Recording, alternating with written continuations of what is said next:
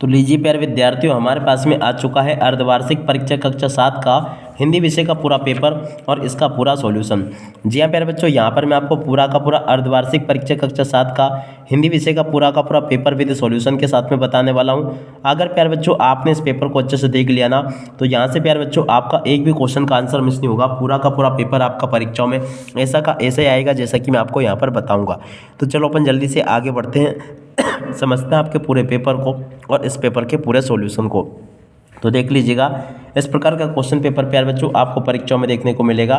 पहला क्वेश्चन प्यारे बच्चों पूछा है, कविता पुष्प की अभिलाषा में पुष्प किसके लिए अर्पित होना चाहता है? तो देखो मातृभूमि के लिए अर्पित होना चाहता है। और अब अगला क्वेश्चन प्यारे बच्चों पढ़ते हैं, रानी अवंतीबाई पाठ के अनुसार अवंतीबाई कहाँ की रानी थी?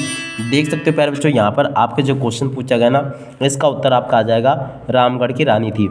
और उसके बाद में देखो अगला क्वेश्चन पढ़ते हैं, सच्चा न्याय नामक पाठ में व्यापार के ऊंट को पहचानना किस पक्षी के न्याय से संभव हो पाया? तो देखो बच्चों, इस क्वेश्चन का उत्तर आपका आ जाएगा सारस से न्याय से संभव हो पाया।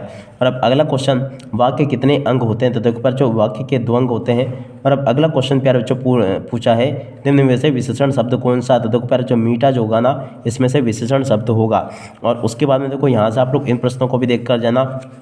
यहाँ पर आपके पेपर में परीक्षा में क्वेश्चन प्यारे बच्चों इस प्रकार से पूछे जाएंगे जैसे कि मैं आपको बता रहा हूँ। आप लोग अच्छे प्रकार से इन क्वेश्चन को देखकर जाइएगा। यहाँ पर प्यारे बच्चों क्वेश्चन पूछा है, रोशनी का विलोम शब्द है? तो देखो यहाँ पर आपको अंधेरा लिख कर आना होगा।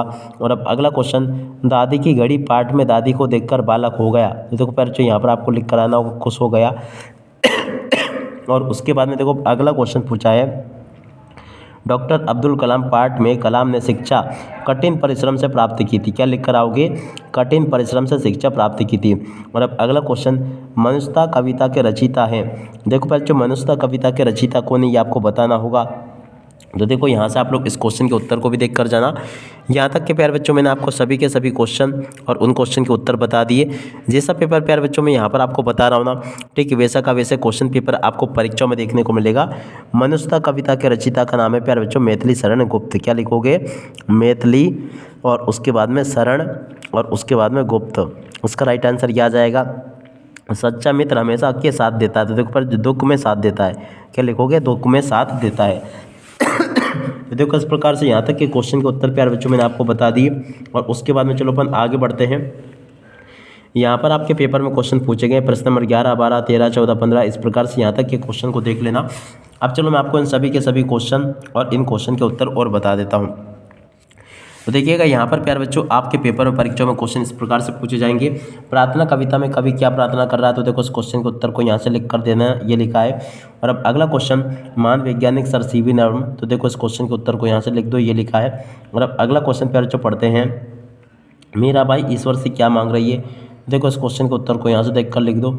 और अब अगला क्वेश्चन, सुख दो शब्द में कौन सा समास है? तो देखो इस क्वेश्चन के उत्तर को यहाँ से देख कर लिख दो। और 5वें क्वेश्चन का उत्तर ये लिखा, 6ठे क्वेश्चन का उत्तर ये लिखा, ठीक है।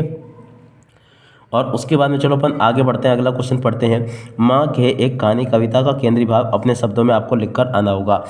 देखो पहले इस क्वेश्चन के उत्तर को यहाँ से लिख लेना, आप लोग देख ले पूरा का पूरा। और अब अगला क्वेश्चन, नीति के दोहे पाठ में किन्हीं 2 दोहों का अर्थ आपको बताना है? तो देखो बच्चों इस प्रकार से आप लोग इस क्वेश्चन के उत्तर को भी देख लो, ये भी मैंने आपको बता दिया। और उसके बाद वाले क्वेश्चन के उत्तर को यहाँ से देखकर लिख दो। अगला क्वेश्चन प्यारे जो पूछा है, विकारी और अविकारी शब्दों में अंतर? तो देखो प्यारे जो विकारी और अविकारी शब्दों में अंतर आपको इस प्रकार से यहाँ से देख लेना है।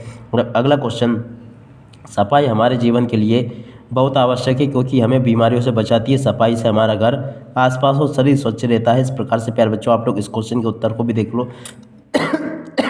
और उसके बाद वाले क्वेश्चन के उत्तर को यहाँ से देख लेना।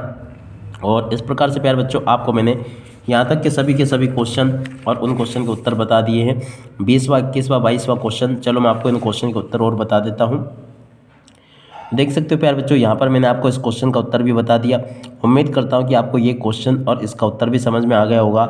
उसके बाद वाले क्वेश्चन में जो पूछा था प्यारे बच्चों, देख सकते हो, अपने जीवन के लक्ष्य को प्राप्त करने के लिए। तो देखो इस क्वेश्चन के उत्तर को भी देख लो, ये लिखा है। और उसके बाद में देखो प्यारे बच्चों अगला जो क्वेश्चन पूछा उस क्वेश्चन के उत्तर को यहाँ से देख कर लिख दो, ये भी बता दिया मैंने आपको। और उसके बाद वाले क्वेश्चन के उत्तर को प्यारे बच्चों यहाँ से देख लो, ये भी मैंने पूरा का पूरा आपको बता दिया, ठीक है। तो इस प्रकार से पूरा का पूरा पेपर आपको प्यारे बच्चों मैंने आपको बता दिया है। उम्मीद करता हूँ कि पूरा का पूरा क्वेश्चन पेपर प्यारे बच्चों आपको अच्छे से समझ में आ गया होगा और एक भी क्वेश्चन का उत्तर प्यारे बच्चों यहाँ से आपका मिस नहीं होगा। जैसा पेपर प्यारे बच्चों मैंने आपको बताया ना, ठीक वैसा का वैसे क्वेश्चन पेपर आपका परीक्षा में आएगा। अब इसी के साथ में इस वीडियो को यहीं पर पूरा करते हैं।